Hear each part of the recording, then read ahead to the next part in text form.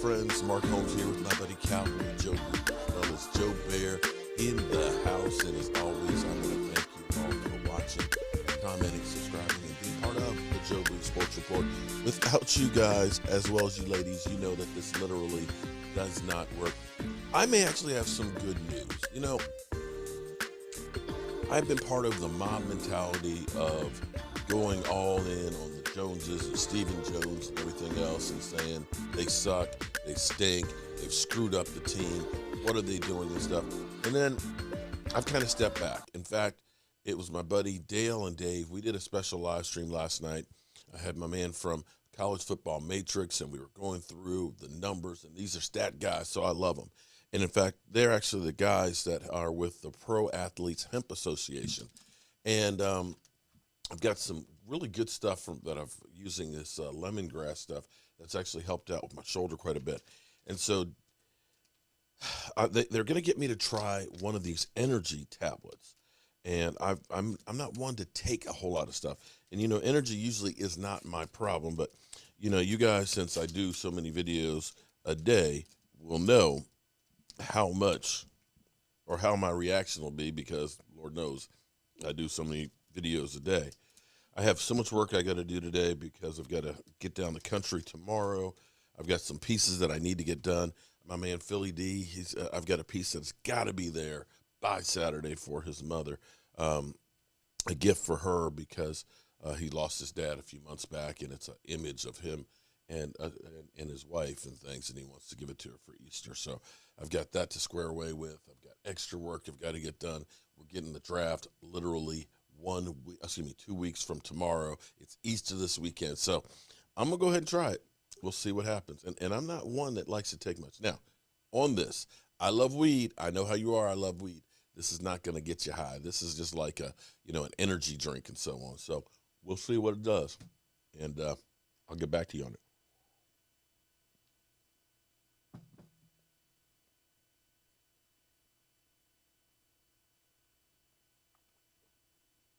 I hate taking anything. For me to take like my ibuprofen, which is like 800 milligrams for pain and stuff, that the doctor gets you like 100 of them in a bottle, it's just painful for me. I just don't like to take pills. I just don't. So we'll see how it goes. All right, so here's my thing. Last night when we were doing this live stream, and let me go ahead and flip up the camera over here so you guys can see this chart. This chart, I don't know if you guys can see it that well or not here, but the Cowboys, of course, are the silver. The green is the Eagles, and the red is actually should be burgundy for the Washington Commanders, and the blue, of course, they're really blue with the New York Giants. What this is a chart of starters from players that are drafted, okay? And this is the round. First round, second round, third round, fourth round, fifth round, sixth, seventh round. The only place that you look at and say the Dallas Cowboys don't do well as far as getting players to start in is the seventh round. This is over the course of the last 10 years, and I love the chart. In fact, you're going to be making plenty of charts for me, buddy. I can see it right now. See, you can do the graphics, I can't. In the last 10 years of players that were drafted by the Dallas Cowboys in the seventh round, we've only gotten 41 starts out of them, which is not real good. The Eagles actually have done really well in comparison to everybody else. They've more than doubled everybody with 124. This one down here is starts with undrafted free agents. And you can look at this and say, Terrence Steele, Cowboys, great find right there, who's now our starting right tackle. You can look at Tony Romo, although that was before the 10 years of this window, where if this were the last 20 years, we would be blowing everybody away on this. But what you notice here is where the Cowboys have done really well, in fact, exceptionally well, is the first round. The Dallas Cowboys, 796 starts by first-round draft picks. And you can look at CeeDee Lamb in there, of course. You can look at Micah Parsons and things, and you see, yeah, we've kind of hit some home runs on it. We're not perfect, and nobody is. And we're going to always have the Taco Charltons out there and some of the other players. Everybody misses on some people. Hell, you could say the Eagles' first-round draft pick, they're shopping right now in Jalen Reagor, and you can talk about their second-round pick. In fact, you can talk about any receivers that the Eagles get, that they are receiver killers. So this is good news for us. Now, the only thing you kind of worry is actually the second round is one of the few rounds that we really kind of aren't that good at. It's gotten better with Diggs and things, but you could look back from the Jalen Smiths and the Tristan Hills and so on and see that that's where we've had some players that we didn't get a lot of production from. But you can also look back and say, DeMarcus Lawrence, he was a second-round pick. So the Giants have actually been pretty good, and the best, in fact, at drafting in the second round. Eagles have been pretty good. Washington has been pathetic. They've been pathetic in it. Third round has been gold for our Cowboys. So here's my thought. And this doesn't, just because it worked out this way in the past doesn't mean it's going to work the same way next time. It's kind of like when you flip a coin. You can flip a coin, and 100 times you can flip heads. Flipping the coin again, the odds are still 50-50. You might say, it's going to be tails this time, but the reality is it's still a 50-50 shot. Knowing this and knowing the trends for the Cowboys, it may behoove the Cowboys to actually think about doing two things. If they can trade back a little bit, and get that third-round pick, knowing that they do well in the first round and staying in that first round, that actually gives you the best opportunity for those two. Or the other thought of it would be going against what I normally say you don't do. And that is maybe you decide and say, I'm going to take that second-round pick and package it up and try and move up for Jordan Davis. I normally am not really good with second-round picks for whatever reasons. The Randy Gregory's, and so on, and Randy Gregory's and Tristan Hills and things. Maybe I'd take that and say, I'm going to turn that into two players. It's a crazy theory. Because if I say I'll get a starting guard, that may be a really good starting guard, and the second round pick is somebody who stays injured or doesn't play or is not ready to play, am I better off if I get a generational defensive talent to stop the run? It was funny yesterday because yesterday was one of those days that was interesting because I got into a Twitter thing. They were going through and they were actually talking about the defense, and they're like, "Oh man, what did Diggs and Micah Parsons and all that do in the playoffs?" And I was kind of like, the defense did their job in the playoffs. Defense, it did their job as far as passing. They only gave up 170 yards passing. Nobody got more than 62 yards in receptions. It was the run game that was the problem. They gave up like 180 yards on the ground. So it was truly the defensive line. That and the offense didn't score enough points. And that's been the Dallas Cowboys' Achilles heel forever. So, knowing this, I want to revise something here. I want to go back through here. You'll understand my points here in a minute, okay? Because I know you get tired of listening to Colin Cowherd, okay? No disrespect to Colin Cowherd. Shout out to my man Vash Lombardi, who's on the volume with Colin Cowherd's and stuff. They're conglomerate of YouTube and everything. But here, this is like 2 weeks ago. I want to play this as far as free agency goes because this is what we hear. Watch all of it. Don't go anywhere because there's a point to this, okay? A lot better picks. Some of it's timing. But I don't see a game plan by Dallas. Listen, there's like three groups to me in this offseason. The first group is we know they're kind of rebuilding. Seattle, Atlanta, Houston. They're rebuilding. They're moving off players and getting a lot of picks. Seattle has been lacking quality draft picks for years. Unlike the Rams, who have draft picks and star players, they have a few star players. They've moved off Bobby Wagner and Russell Wilson to get picks. They're, especially with Russell, these are rebuilding teams. They're not winning the Super Bowl. They know it. I'm okay with that. It's a plan.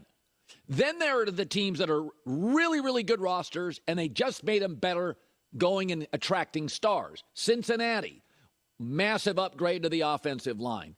Buffalo goes and gets Von Miller, Jamison Crowder.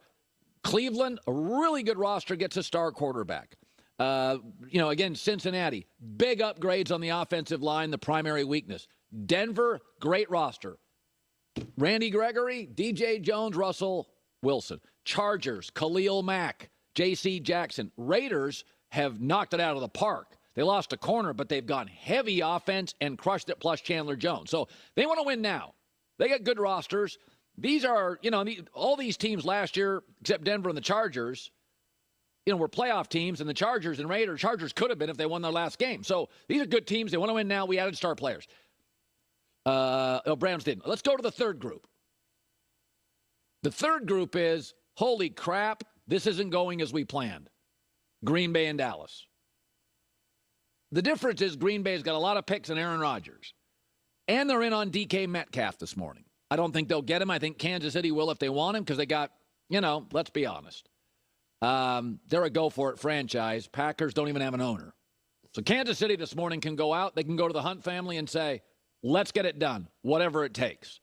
Green Bay will have to have a board meeting and raise capital by selling stock. So my guess is Kansas City will get DK Metcalf. But Green Bay is in the running, according to sources. They've got a lot of picks, and they got Aaron Rodgers. Dallas is worse today at weapons. Those matter. O-line, that matters. And pass rush, sort of important. This has been a bad offseason for the Cowboys, and they don't look terribly prepared. Okay. And here's what I want to kind of give to you guys.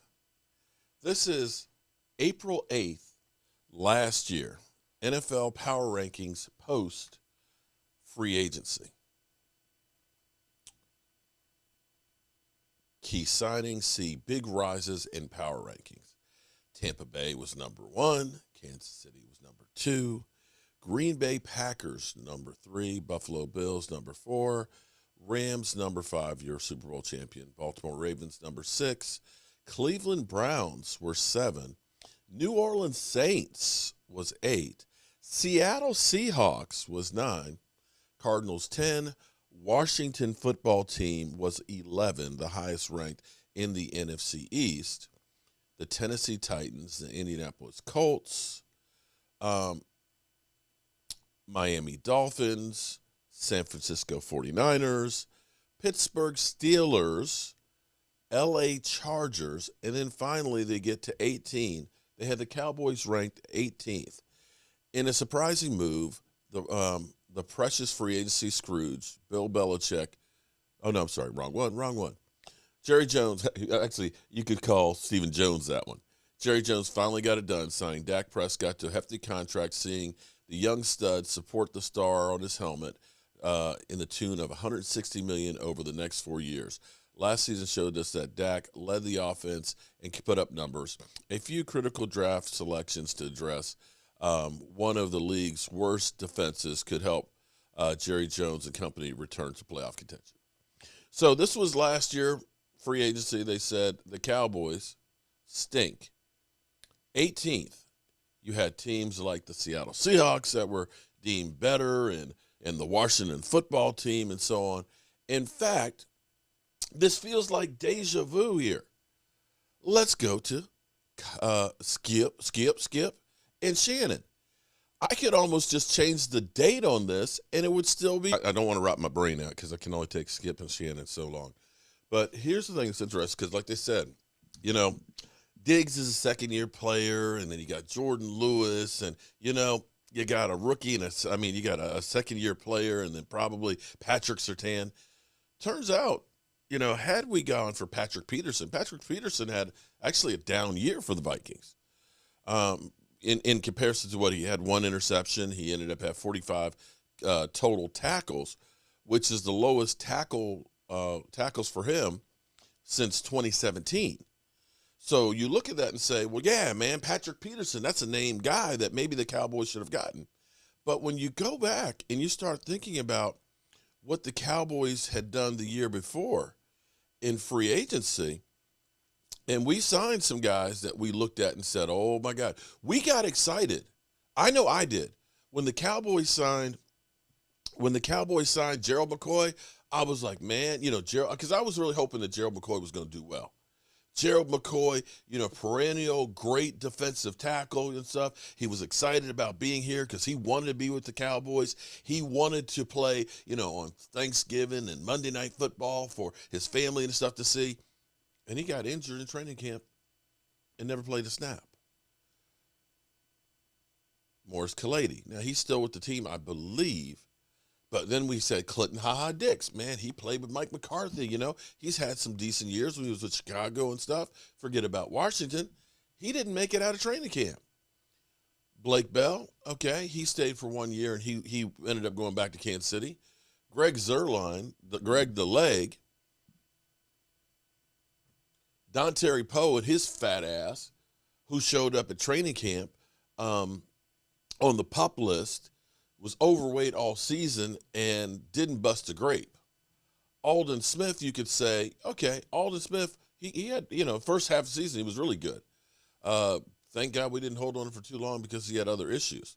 Savon Smith, he ended up not doing, too much for us. He was here for a cup of coffee.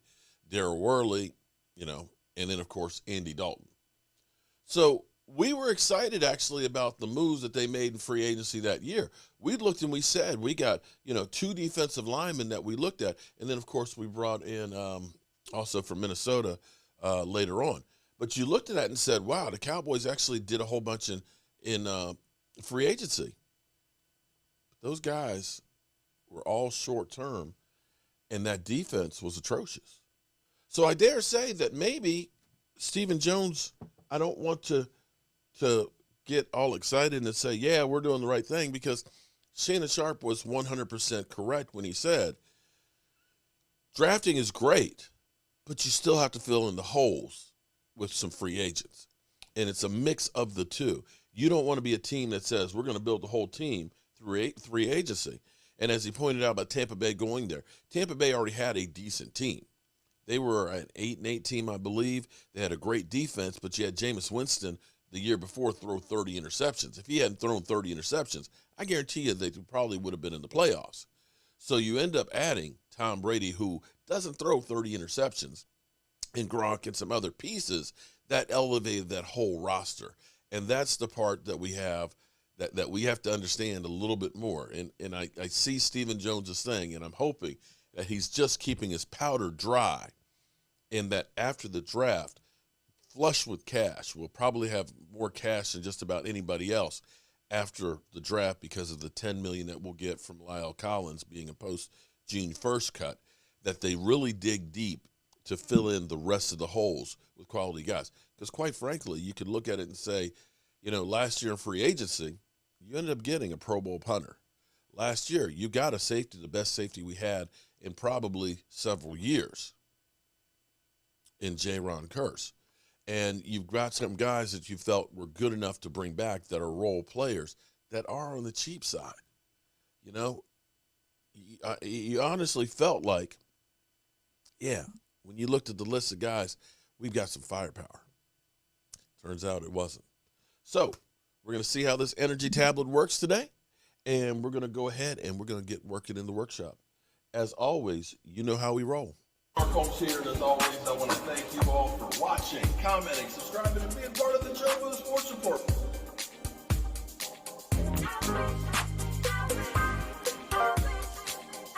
You did one hell of a job, and the only thing else I got to say is, how about them Cowboys? I'll see you